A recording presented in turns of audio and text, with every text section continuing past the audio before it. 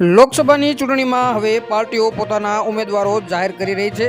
ભાજપે 195 બેઠકોની જાહેરાત કરી હતી, જે બાદ કોંગ્રેસ અને ટીએમસી સહિતની પાર્ટીઓ પોતાના ઉમેદવારોને મેદાનમાં ઉતારી રહી છે, જેમાં યુસુફ પઠાણ સહિત ચહેરાઓ ચર્ચામાં છે।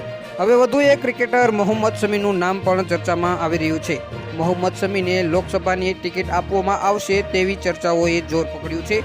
આવામાં શમીને ટીએમસી તૃણમૂલ કોંગ્રેસની સાંસદ અને બંગાળી એક્ટ્રેસ નુસરત જહાં સામે ઉતારવામાં આવે તેવી ચર્ચાઓ પણ થઈ રહી છે। પશ્ચિમ બંગાળની જાણીતી બિશરીહાટ લોકસભા બેઠક પર મોહમ્મદ શમીના નામની ચર્ચા છે।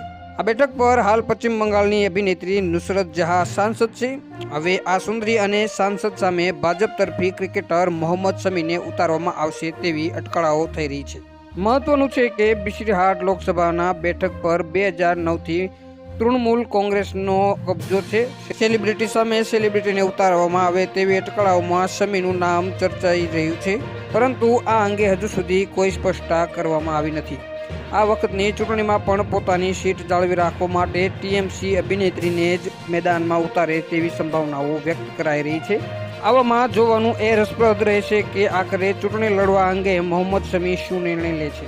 લઘુમતી મતો ધરાવતી આ બેઠક જીતીને ટીએમસીની બેઠક ઘડવાનો પ્રયાસ ભાજપ દ્વારા કરવામાં આવી શકે છે। ટીએમસી દ્વારા બિશરીહાટ બેઠક પર મુસ્લિમ ઉમેદવાર ઉતારીને તેના પર 2009થી કબજો રાખવામાં આવ્યો છે। પાછલી ચૂંટણીમાં આ બેઠક પરથી નુસરત જહાંએ ભાજપના ઉમેદવારને હરાવીને જીત હાંસિલ કરી હતી, જેમાં ભાજપના ઉમેદવાર લગભગ 4.31 લાખ અને નુસરત જહાંને 7.82 લાખ મત મળ્યા હતા। હાલ માટે આટલું જ। મળીશું નવી અપડેટ સાથે। જો તમને અમારા વિડીયો પસંદ આવતા હોય તો વિડીયોને લાઇક કરી દો, ચેનલને સબસ્ક્રાઇબ કરી બાજુમાં આપેલ બેલ આઇકનને પણ દબાવી દો, જેથી જ તમને આવા જ સમાચારની અપડેટ મળતી રહે।